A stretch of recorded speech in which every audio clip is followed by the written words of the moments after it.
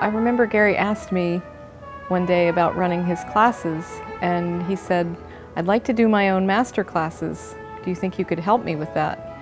And I'd like you to run them." And I said, "Sure." And he right away had the idea that we'd have them at the college where I teach, because that's where most classes are. And I said, "Well, that would be fine. I'm sure we could work it out. But I have another place in mind that I think you'd really like." And I was almost afraid to tell him because it sounds so unusual to say, "Let's have our flute class at a monastery." I thought the atmosphere would be so nice for everyone, that it would be a different kind of class, and that the peace that came about through just being here would lead to people being just happier and more content with their music, which is ultimately what we all really would like. I mean, I remember when I was younger seeing yoga and Alexander, and that it's at a monastery. I'm like, what is this? You know, I was 14, and it seemed kind of weird. And you get there, and it's just the most relaxed atmosphere. The monks were super friendly, and I immediately liked it.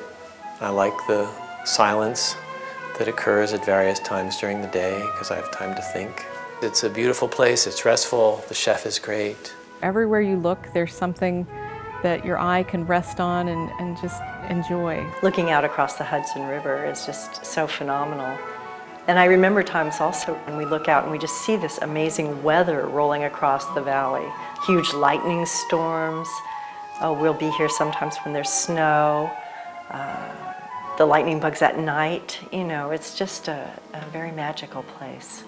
Yeah, this place stays with me. It's a special place. I always feel, you know, like I've been kind of burned clean when I leave here. I think I wrote 3 Nuns in the Desert here because I think we needed a trio, and I think I was inspired by the monastery vibe, so they became nuns because, you know, flutes don't sound like guys.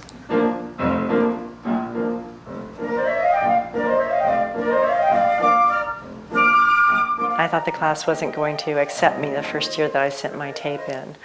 And I was so afraid the first time I stood up to play that not even a sound would come out of my flute, I remember. But things have progressed over the years, unfortunately. Once you meet Gary, you realize that he's just really down to earth.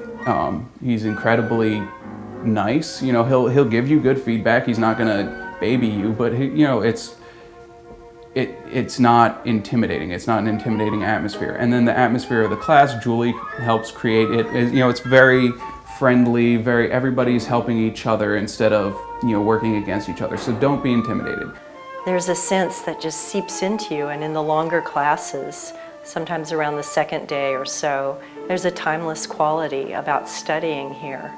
And I think that that sense of safety, like you can risk something, you can try something that you've never tried before. Like a potential that one could actually learn something very new and different, and a transformation can take place here. I think it's a very friendly class. I've gone around, I've given master classes at a lot of conservatories and schools, and the vibe here is gentler. You know, I went back and I went to a couple other master classes, and the atmosphere is totally different.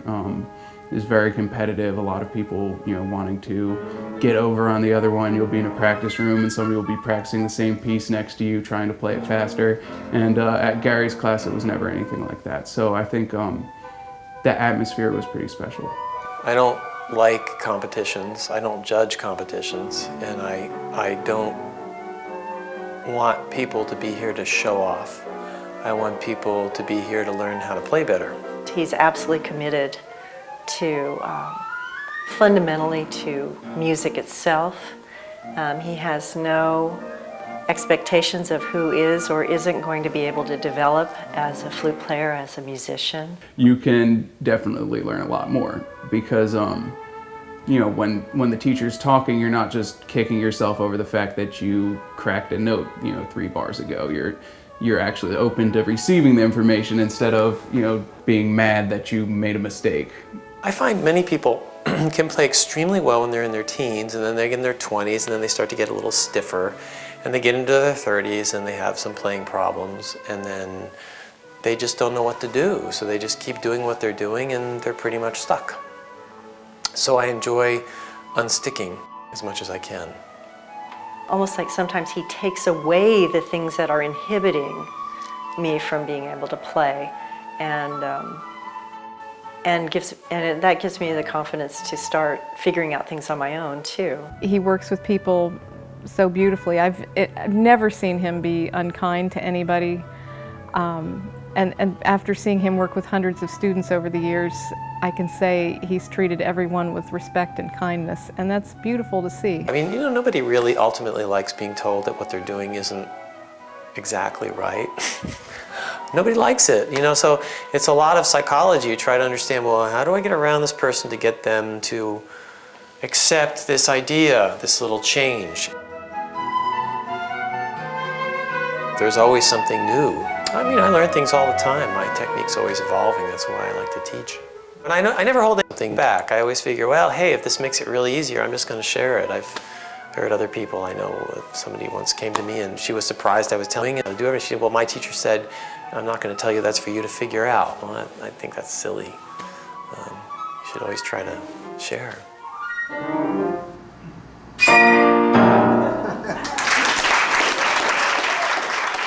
And I think it's interesting for, a 15-year-old and a 65-year-old to be in the same class and just to see what the other one is like. And I think there's interaction that maybe they wouldn't normally have.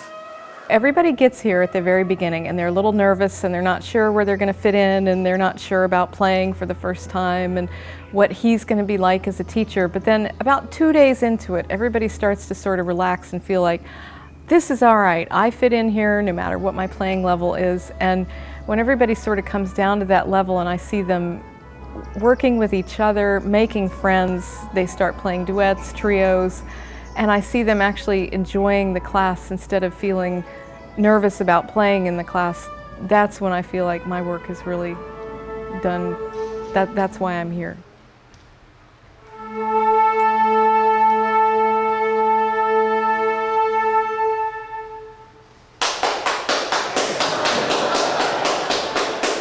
I play a lot of chamber music, and for me, music is about playing music with other people. I never was someone who was interested in being a soloist with a backup band.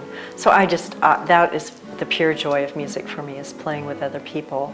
And here we get the opportunity to do that, which is really terrific. It's wonderful.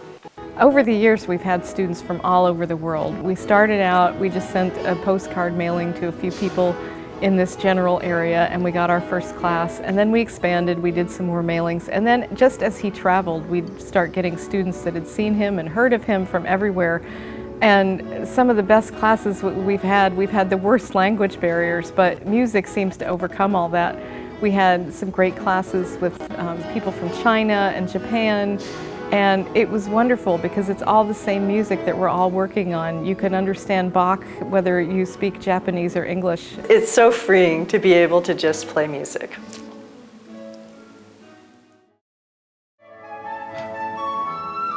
As I got older and started realizing things and was able to put some of these things together, I was able to go back to what I learned during those classes and kind of add them to my playing, even if it might have been over my head initially. A number of us who've come back year after year have become friends, and we've had this friendship, and one of the great joys is to be able to watch each other. Our playing gets better and better every year, and we all have an incredible happiness for each other, and we can see and appreciate that. And I think that's one of the amazing things about this class, the way the class is structured and the way Gary's teaching is. And maybe that was unexpected at the beginning. You wouldn't think that people would keep coming back and learning different things and also playing with each other over the years. That's a really special thing about this class. Yeah, it's an amazing experience.